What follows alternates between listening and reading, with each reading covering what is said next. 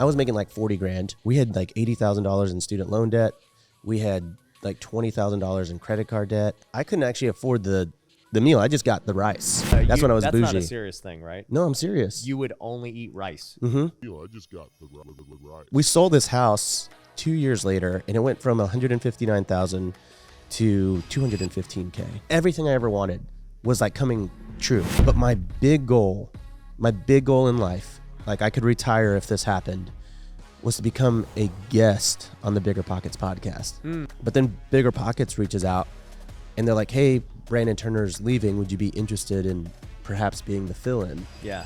The moment they asked me that, I was like, oh my. What's going on, everyone? Welcome to another episode of the Wealthy Way podcast. Our mission is to help you not go broke trying to get rich. Today, I have the Wish version of me.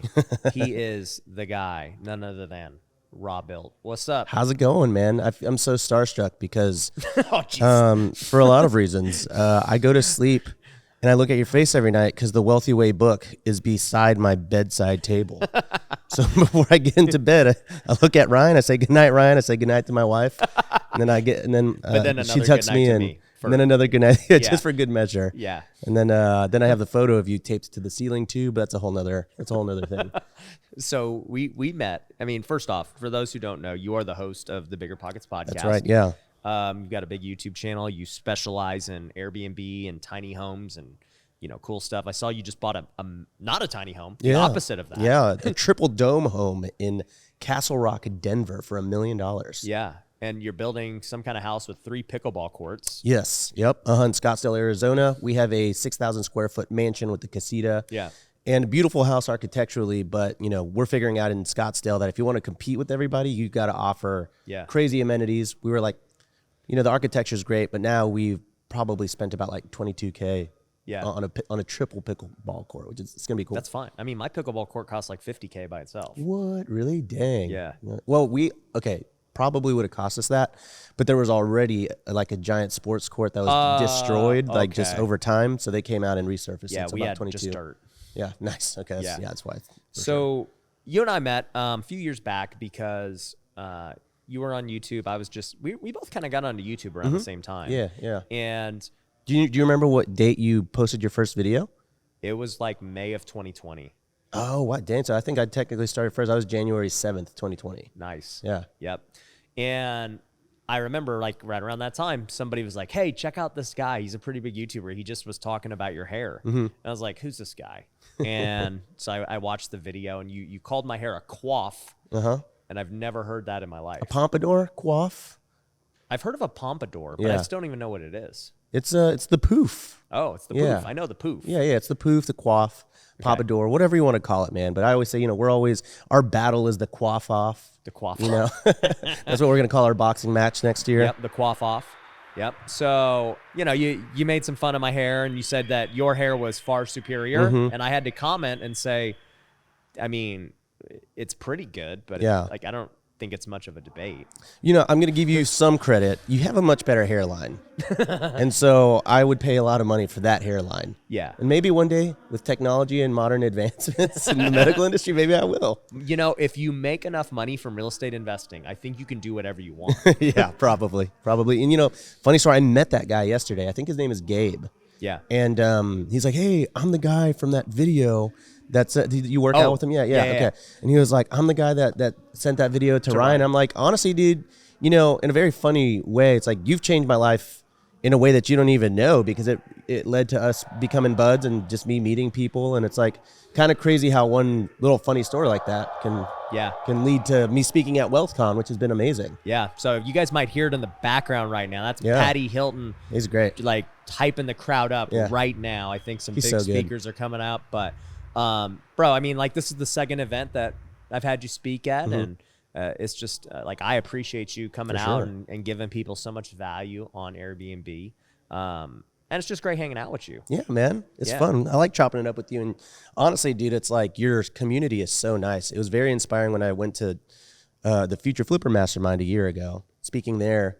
And just remember seeing you talk amongst people. And well, first of all, I saw everybody in there because I do, through my coaching program, Host Camp, it's all digital, and they don't they don't know each other because it's always been digital. And I went to your event, and everybody was like best friends. Yeah. And I was like, that's really cool. And then we went to the after party, and you're just there hanging out with everybody, like calculating wholesale deals with guys. And like you knew everybody too. And I was like, man, that's so cool that he knows the students. And so that inspired me to eventually throw my own event. And I was like, why haven't I done this? Like, you know, it's really cool. And now it's a whole nother machine. It's crazy. Yeah. It's like more than double the size. Yeah. No, I mean, we got over 1,000 people here, and I think we're going to continue to just make them bigger and better and more amazing. So you want more than 1,000 people?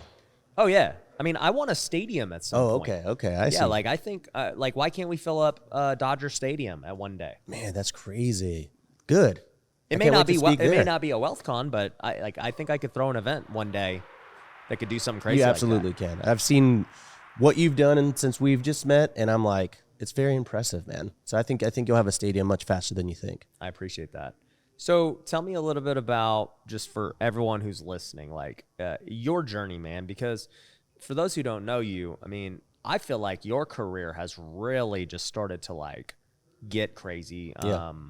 You know, you're in this niche, you're doing so many things. So like, how did it start out?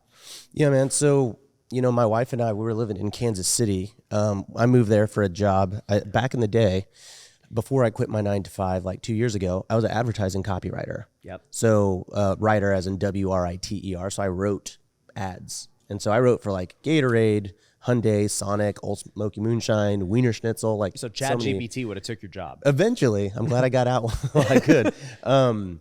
But, you know, I got this opportunity to go write for Gatorade in Kansas City. And so I was like, you know, I told my wife, I was like, are you down to move? And she's like, Kansas City? Are you kidding me?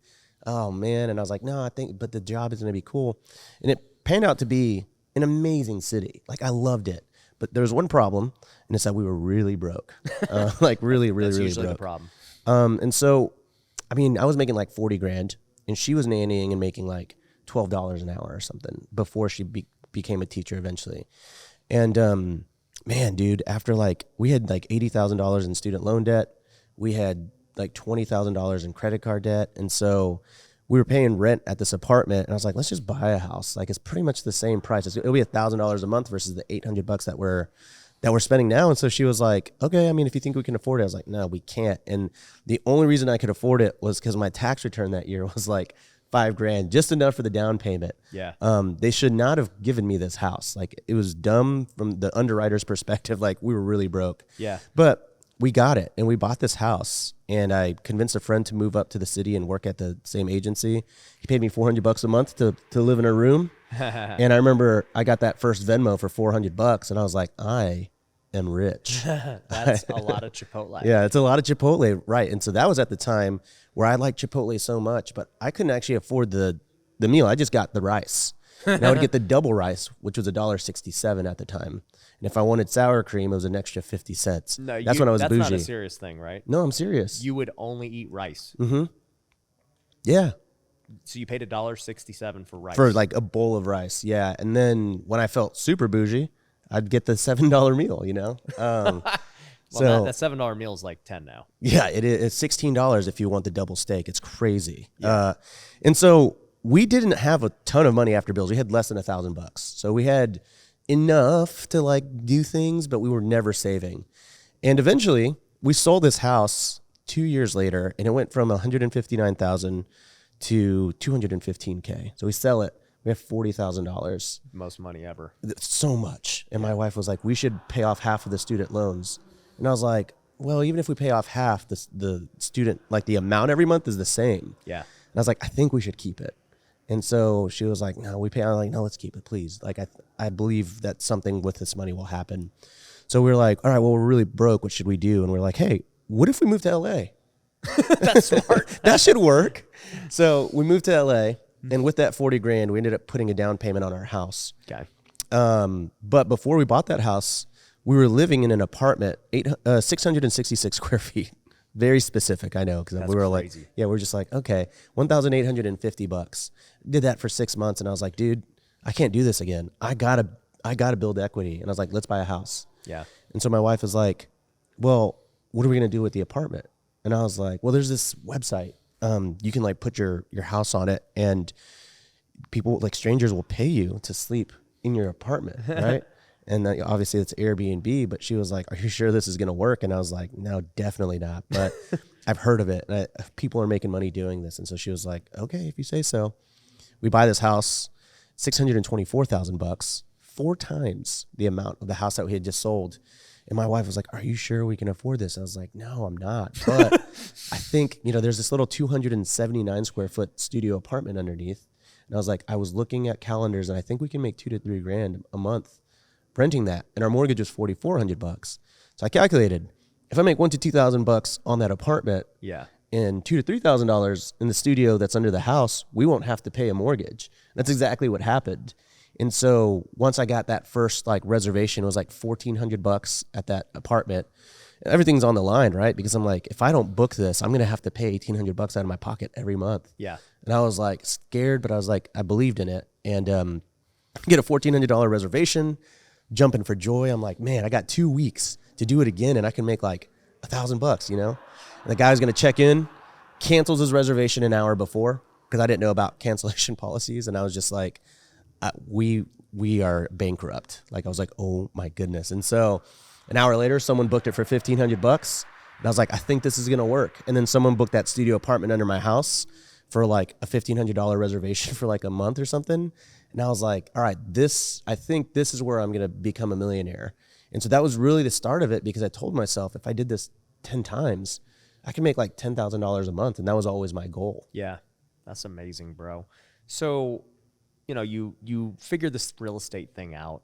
What point do you start making YouTubes about it? Yeah. Okay. So I started this YouTube channel. I went to lunch on December 23rd at my job with 3 friends. It was the day before we broke for Christmas. And we're all talking, and they're talking about Casey Neistat or something. And they're like, man, YouTubers make a lot of money. And I was like, I've always wanted to start a channel for 10 years. And they're like, what do you want to do? And I was like, I want to do this weird, wacky, kind of just funny version of a do-it-yourself channel. And literally they were all eating and they all stopped and they were like, you should do that at the exact same time. And I was like, yeah, do you think it would be good? And they were like, yeah, dude, that sounds amazing. And so I was like, okay. And so I shot my first video a week later, posted it a week after that on January 7th of 2020. And, it was bad. It was really bad. And it was all DIY. It was me doing projects around the house. Yeah. I was editing my own videos. And, I just, the third video I ever made, I decided to change up the DIY thing just for one time. So I got my iPhone on a tripod, and I walk out to the backyard where I had built a tiny house. And my wife's like, what are you doing? And I was like, I'm going to be a vlogger, babe. She's like, what are you going to vlog about? I was like, I don't know, maybe the tiny house? And so I go out there, I set it up. It was framed. I always say it's nips up. It was literally from here up. It was so bad. And then I posted it, and dude, it literally got dozens of views. So it's whatever. So I keep posting DIY stuff.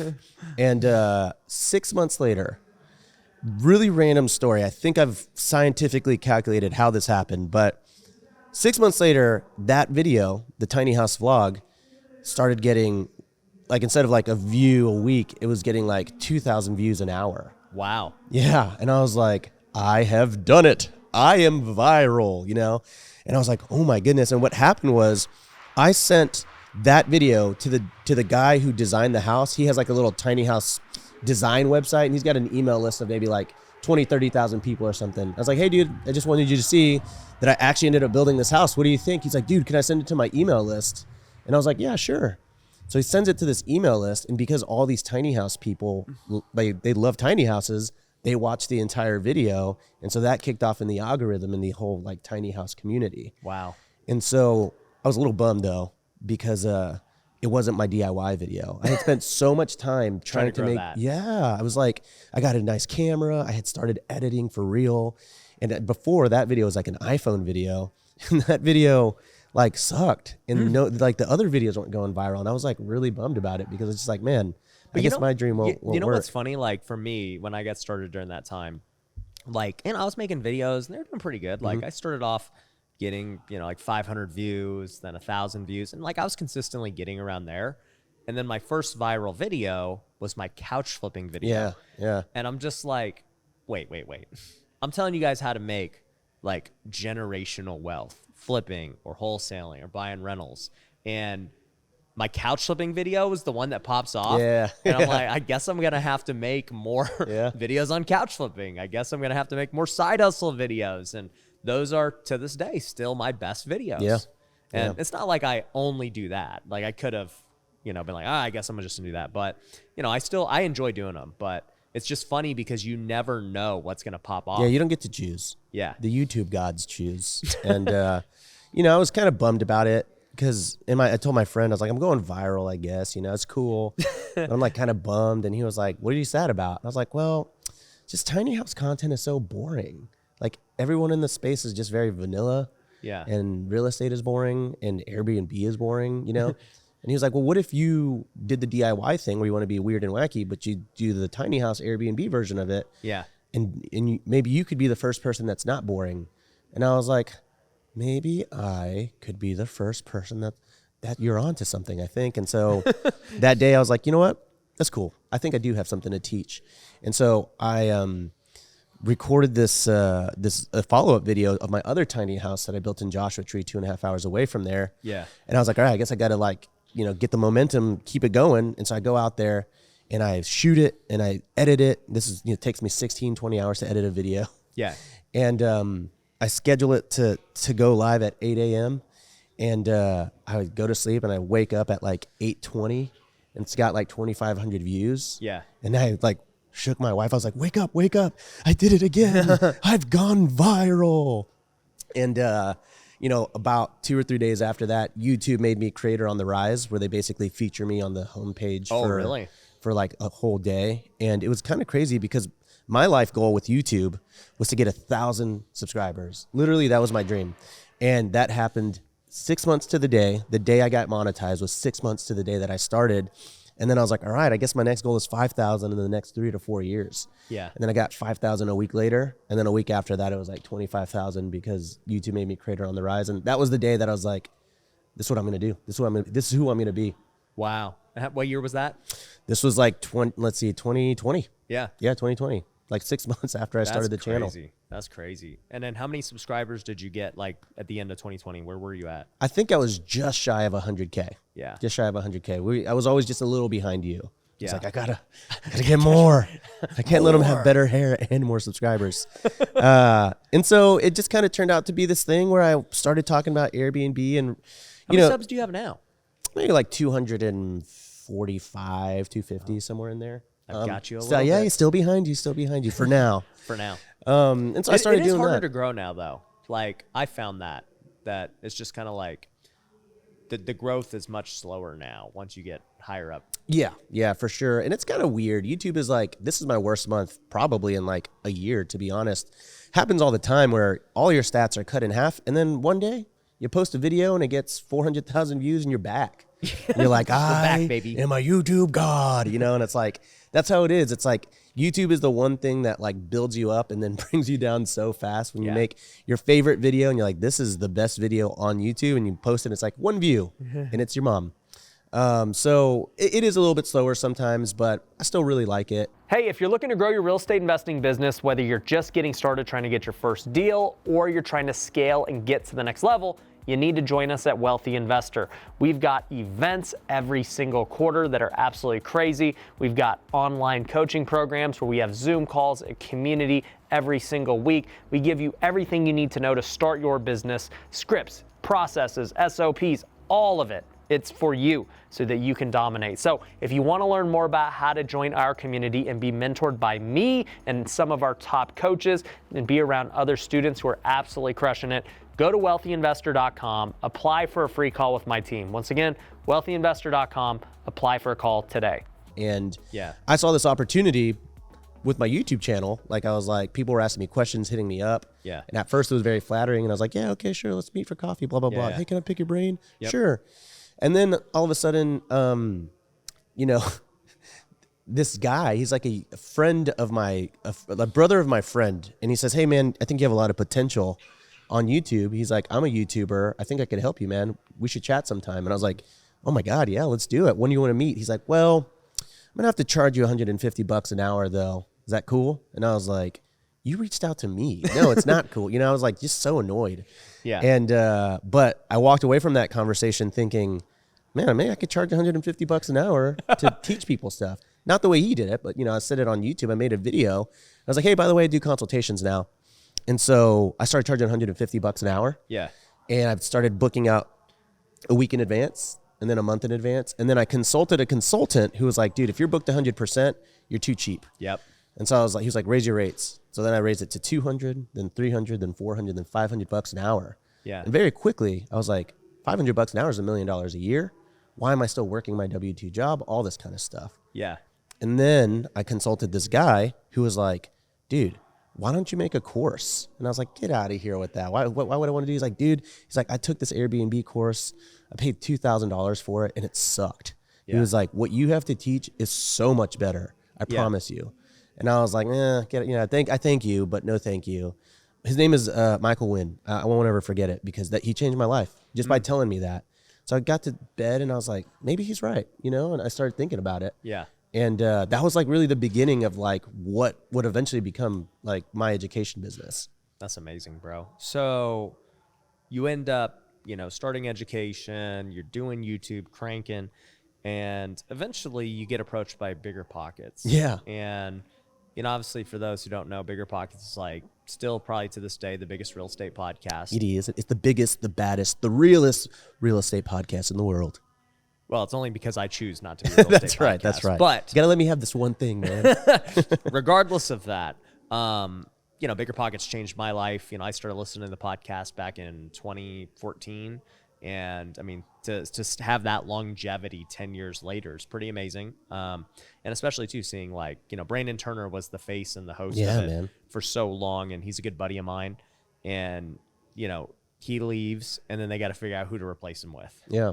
Yeah. So what happened was, I'm hitting all these. This is the crazy thing about YouTube and content is that if you're good at something, you'll hit all your goals, your life goals. Right. I was hitting all my life goals. For a long time, my life goal is to be a millionaire.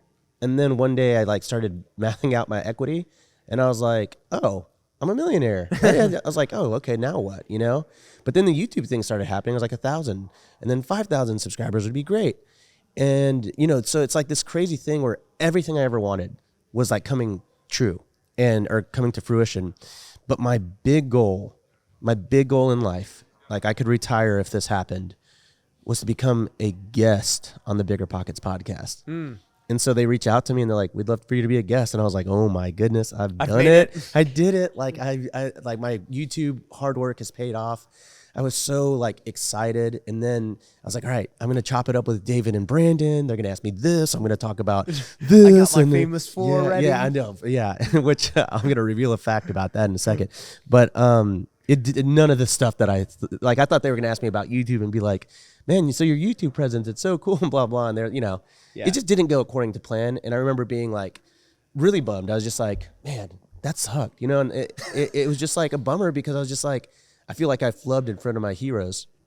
And so whatever, I close the laptop and I'm like, well, maybe when I make more money in real estate and I crush it more, maybe they'll have me on again and I can have a second chance. And then it came out, and Tony Robinson, he's the co-host of the Rookie podcast, BiggerPockets Network. And he was like, dude, that was amazing. He was like, that's one of the best podcasts I've ever heard.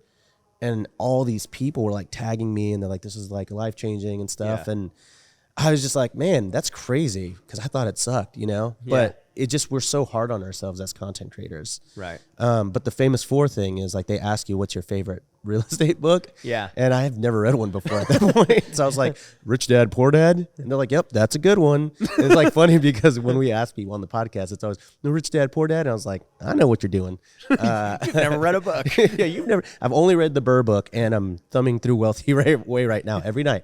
But yeah, man. So that was I did it though. I was like, that's still cool. I was like, man, all right, I'm going to end this year on a high note. Then I moved to Tennessee to start building a tiny house village. At this time, HGTV approaches me about shooting a pilot, and the pilot is going on. We're shooting it. We're given the budget, and I decide I don't really love it. I'm like, having a TV show sounded cool, but it's too much work. Yeah. They asked too much of me before the show is even approved. Right. And I was like, I already have a TV show. But, I'm like, well, I'm not going to, I'm too far in to like just walk away, right? But then BiggerPockets reaches out and they're like, hey, Brandon Turner's leaving. Would you be interested in perhaps being the fill-in? Yeah. And I was like, the moment they asked me that, I was like, I don't want this show. I was like, yeah, right. Whatever they pass. I'm like so happy that it didn't go through, because the idea of becoming the host of the BiggerPockets podcast was like not even a dream, because I didn't know that it was possible. Right. It was as possible as someone being like, do you want to buy Pluto? And it's like, that's not something you can do. And so, yeah, they have me kind of audition a few times, and eventually they offered me the role. And I was like, I honestly still don't believe it. It's been a year. And now you're making the big bucks. And yeah, exactly. Yeah, I'm the titular co-host of the show. I always say that. It's like, it really is cool, and it's like really cool.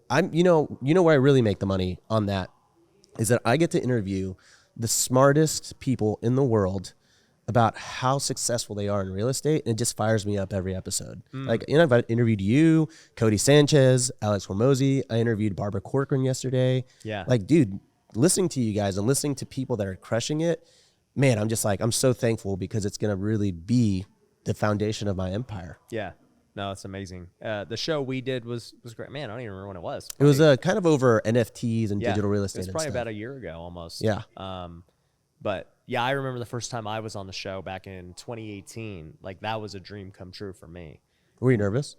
Yeah, I was actually very nervous. If you listen to that first episode, you could hear kind of like the nervousness in my voice. But also, too, back then, I wasn't a trained actor that I am today. Of the theater. I'm well versed in acting now.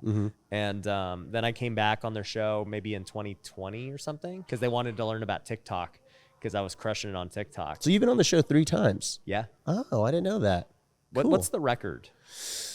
That's a good question. I'd probably say like 5 or 6. If you're taking out all the co-hosts and like probably like 5 or 6 for just someone that's like not part of the network. Okay, I should do that. Yeah. All right. I'll make it happen. We'll do it again. I know a guy. I know. He's the host.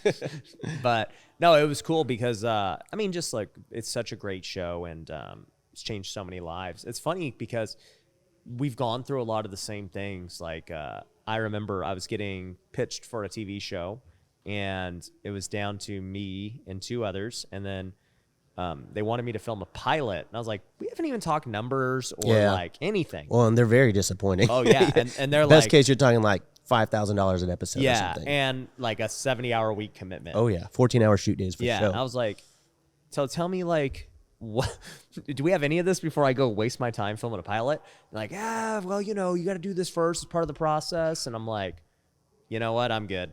Yeah, like, I'm not going to do this. Yeah, because And you're already a content creator. yeah, That's I was already it. like, I was like, I'll just make my own videos. And that show ended up becoming Pace Morby's show. Oh, And- wow. That's a good one. So that became Triple Digit Flip, and super happy for Pace. And then with the BiggerPockets thing, when I remember I forget who had called me, but he was like, hey, Brandon's going to be leaving, and we're looking for fill-in host and different things. Do you want to potentially fill in and all these things? And I remember telling him, I was like, hey, so like, I'm a guru, right? Like, a guru. Yeah. Like, BiggerPockets has for the longest time been anti-guru and coaching and everything else. I was like, They're coming around a little bit, though. They're coming around. they are. And he said that back then, too. He was like, like, we get it now. Like, it's different today than it was when we first started. And, I had already had my podcast started, too. And I was like, honestly, like, I'm happy to fill in as like a guest host, but I wouldn't be a permanent solution. Sure. I'm trying to grow this podcast. Yeah, totally. And to see you get it was great, because I'm like, dude, like, Pineda Light or Pineda Plus, as we say. They basically got it. Yeah, they got it. They got it. A much less cool, successful, much worse hairline version of Pineda. Yeah. No, they got a much funnier version, though. Yeah. I'd say so. I mean, I have to pre-write my jokes, and I practice them in the mirror before every episode. And we edit all of them out. Who's been your favorite guest you've interviewed? Dude, I think it's either I think after yesterday's, I think it could be Barbara Corcoran. Really? Yeah, dude. She is like the sweetest, Are you sure it's not just because that was the last interview you had? No, because so it really does rank, and granted, you guys are all my friends, but it's probably previous to yesterday, top 3 were you, Hormozy, and Cody for sure. Oh, I appreciate that. Yeah, really, because it's really fun to bring people on that are titans that don't talk about real estate, but talk about the principles that can help you crush it in real estate, because it's really refreshing, you know? Yeah. But Barbara, she is just this amazing character where, you know, I grew up watching Shark Tank, and I got the invite to do the podcast on my calendar, and I texted my producer immediately, and I was like, holy crap, you got Barbara Corcoran? He's like, you've never texted me so fast in my life. And I'm like, I love her. And what was really cool was that she was the same before the recording and after, where, you know, you get people that come in and not necessarily just BiggerPockets. Yeah, exactly. Right. They like, you know, they're like, hey, how's it going? And then it's like record and they're like, woo. And it's like, because, you know, we're tired and we got to get in character and all that stuff. I feel like I'm always the same. And she was the same. Yeah. She was like this amazing, funny person, tells her story. And I really, you know, I ended that podcast just thinking like, that was really cool. That was it. Like, if I can get like one, like Kevin O'Leary would be another one that would really freak out over if he could come on the show. Actually, have you guys tried to get him? Well, I think he's coming on to the BiggerPockets Money podcast. So because of that, I don't know if we can get him for both. But the other one that they've interviewed before was Matthew McConaughey. Okay. And I would probably lose it if I interviewed Matthew McConaughey. Yeah. That's crazy. Big fan. Yeah. How do you feel? So like for me I'm a real estate guy, obviously, but I knew I didn't want to have a real estate podcast just because I have like interest in lots of things. And also I get bored talking about real estate nonstop. So how is it sometimes when you're interviewing guests? Because in my mind, I'm like, yeah, you flipped a house. Yep. Mm-hmm, mm-hmm. And you did it again. You cashed out? You fixed it? Yeah. I get it. Yeah. So that's a really good question. If I'm being honest, like in my humble opinion, I'm not that great yet. Yeah. You know? And so I will be. I really think I will be. I know I will be. But when they asked me to be the host, I was like, are you sure you got the right guy? I was like, you had some imposter syndrome? Absolutely. I still do. I mean, Brandon Turner is like the god of real estate, you know? He's big shoes to fill, metaphorically and literally. Yeah. And, you know, I was just like, why? I don't understand. Like, I was like, look, I don't want to like sandbag myself. I just tell me what about me, you know? And they were just like, you know, when Brandon started the show, he hadn't really done much yet. Yeah. But through the 7 years or 8 years that he was on the show, he became Brandon Turner. And they're like, we think that, you know, you have really great charismatic, you know, personality, and you're positive. You've started, and we know that you're going to go places, and we want to see you do it. Yeah. And I thought that was honestly just like, I mean, like the sweetest thing ever. You know, I was just like, really? Me? Yeah. Thanks, guys. And so, you know what? I'll work for free. And so I kind of feel like now I just want to do everything, man. I'm so at the point where if I was smart, I would just focus on Airbnb, and that's all I'm going to do. Yeah. But I feel it's my job and my duty to go out and do home flips, wholesaling, creative financing, apartment buildings. Just to give yourself more knowledge. Just to fail at it. To fail at it, to suck at it, to become good at it. So I have something to bring to the table. Right. So at this point, I'm still eating it up, man, because like every guest that we have, I'm just like, that's so crazy. That's crazy that they did that doing this job. Yeah. You know, like, for example, we had a guest on last week who was making like $5 minimum wage for like many years, and now she's a multi-millionaire. She was a preschool teacher. Wow. And so, and her husband was a social worker. And so like he was making not a lot either. Yeah. And they've done it. And so when I see how people have become millionaires, you know, I'm similar in that I became a millionaire with not a lot of money, but it's cool to see it over and over and over and over again, because it just shows that it's really possible. So no, I'm really not. I eat it up, man. Yeah. I get really fired up because I'll close the thing and I'm like, guess I'm buying a duplex and house hacking again, because it's just cool, man. Yeah. Do you find yourself always wanting to change your strategy? Yes. Just hearing them all the time. You're like, you know what? Airbnb I'm done with this. I still want to do it because that's my audience, and that's who, you know, who gave me what I have. Yeah. And so it's always going to be my duty to do that. Like, that is number one passion. But I think now that I have the BiggerPockets platform, I want to make $1 million doing everything. Like, I just was thinking today, what if I started this YouTube series that I want to make $1 million wholesaling, I want to make $1 million flipping, I want to make $1 million creative financing. Yeah. And so I think I'm going to do it, because I think I'm like, why not? Yeah. I'm too young and too good looking to not do it. No, I'm just kidding. Yeah, I just think it's time to really heavy up, and I want to do everything. Yeah. How old are you now? 33. Same age. Yeah. Wait, when's your birthday? December 19th. Okay, so I got you there too. Dang it, you always do. You always one up me. April 17th. Yeah, man. Oh, okay. All right. Not too far. Yeah. But yeah, dude, I think I just, like I said, there's so many times where it's like you should just do this one thing and do only that. And that's the advice I would give anybody. But for me, I'm just like, I want to do it all. But you're also doing some designs on like tiny homes. You're building your own house right now. Yeah. Like that's a whole new endeavor for you. Yeah, man. I mean, I think like when I first started, I was honestly the happiest I've ever been was building little tiny houses and stuff. Yeah. And like you built it. Yeah, I did. I had to kick out my crew on the first tiny house I ever built. I was told it was going to cost $40,000, but I didn't get another contractor quote in LA. Right. And so I was like, yeah, okay, that sounds good. So I went and got a private loan for $45K, and I was like, I'll get an extra $5K and I'll get nice tile if I want to. Yeah. But what happened was that contractor was just trying to like provide for his team. So he's like, yeah, I think go like 40 grand. And you know, if you've ever talked to a good contractor and you're like, hey, how much is it going to cost to do this? A good contractor says, I don't know. I have to go see. Yeah, and I have to like quote it out. No one's ever been like, oh, about like 7,000. Like no one has ever done that if they're good. I was like, great. He like told me what I wanted to hear. So like 4 months in, I'm like calculating quickly that I have like $4,000 left or whatever. And there's only like, we barely got the drywall in.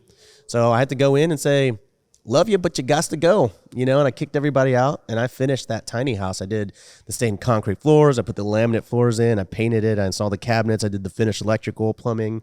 It's crazy, man. Yeah. I'm glad I did because that basically taught me how to do that stuff. And so now, you know, a contractor can't BS me. Yeah. So what's it like going from being in the tiny home niche to then buying a mansion in Scottsdale with 3 pickleball courts? And you know, like they're so different. Yeah, you know, that's the thing. Like, did you ever feel like you had to like, no jokes or all kidding aside, like be boxed in? Yeah, a little bit, but not really. I think people were just always interested in like my crazy ideas. So I was building tiny homes, and then I said, you know what?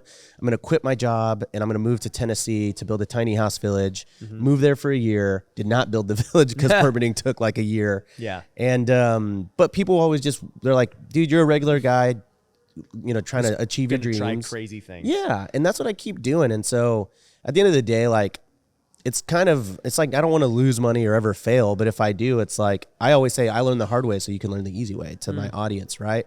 So I just do everything now. That dome home that I bought in Colorado is like crazy. But if I'm being honest, I really miss tiny homes. And so at this point, the returns aren't as good as like focusing on other aspects, but the happiness returns are high. And so I just want to like go and build more little crazy things. I wonder like if it would pencil out to build a community of just like boxable homes. Yeah. Have you ever run the numbers? It would. I mean, it kind of depends because it's like if you're really trying to pencil something out, a 3-bedroom, 2-bath, a 4-bedroom, 3-bath is always going to make more money than a tiny house 1-1. Right. And from a efficiency standpoint, it's going to cost a lot less too. If you build a tiny house, people think it's going to cost a tiny budget. It's not true at all because you have your base cost for a driveway, for an AC. Just because you have a tiny house doesn't mean you get a tiny AC system. You just get the smallest AC system that is standard for a house. Yeah. You still need to put in the main panel. You still need to put in plumbing and all that stuff.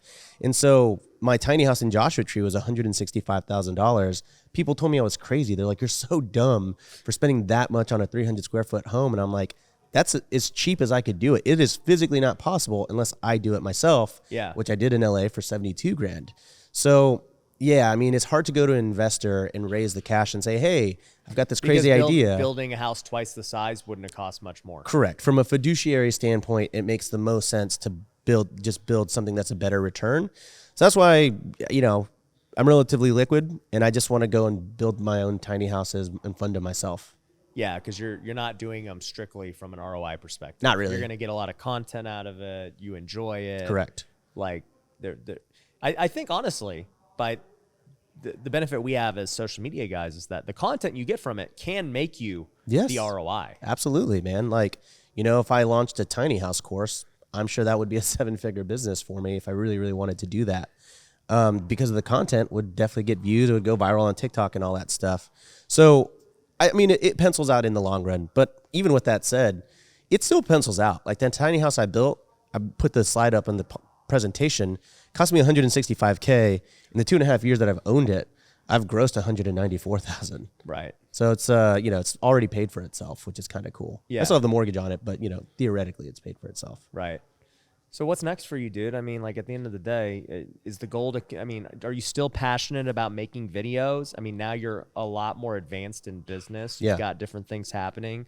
You've got commitment with BiggerPockets and, but to me, when I first hear your story, it's like the passion was doing DIY videos. Yeah.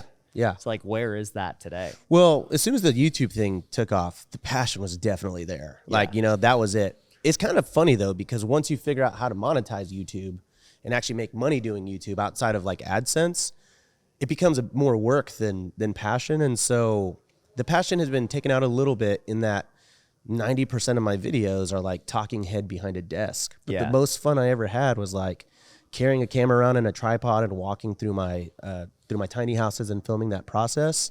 So I can get the passion back really easily, and that's why I want to do more flips and more wholesale deals and stuff like that in Houston, because I just want to like get back in the field. Yeah. I want to get back in the field and feel alive again, Ryan. Yeah.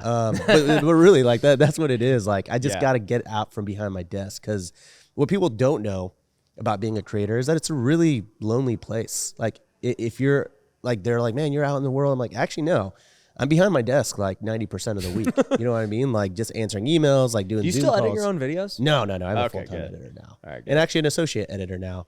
And that's my biggest bottleneck. I could just probably hire twice as many editors and then do more videos. content. Yeah. But then it becomes so businessy that it's like, where's the, it's not as fun anymore. So I'm trying to figure that part out. Like, what can I do that's fun content? Because the talking head stuff is fun and it is the bread and butter and pays the bills, but actually like going out and shooting vlogs and stuff, like that's what made me happy. Yeah, 100%. Well, bro, I appreciate you speaking at WealthCon. Yeah, appreciate man, thank your you. friendship and everything that you're building and doing. You're changing lives at BiggerPockets. You're helping people get financially free with everything, man. So it's good to call you a friend, man. Thanks, man. I appreciate it. It's good to call you a friend and a twin. There we go. Twins. Maybe, I don't know who would say that. Yeah, but several people. Several people. Me and you. Yes. It's Best like friends and twins. It's like the Chinese fake version of me. I am Ryan Pineda. That's the There we robotic version. That's man. Thanks for having me on. All right, dude. I'll see you. Make sure you guys subscribe. We'll see don't you forget later. to hit the like button and the subscribe button. Leave a comment. Who has better hair? And we'll catch you on the next episode of the Wealthy Way podcast. There we go. We're out.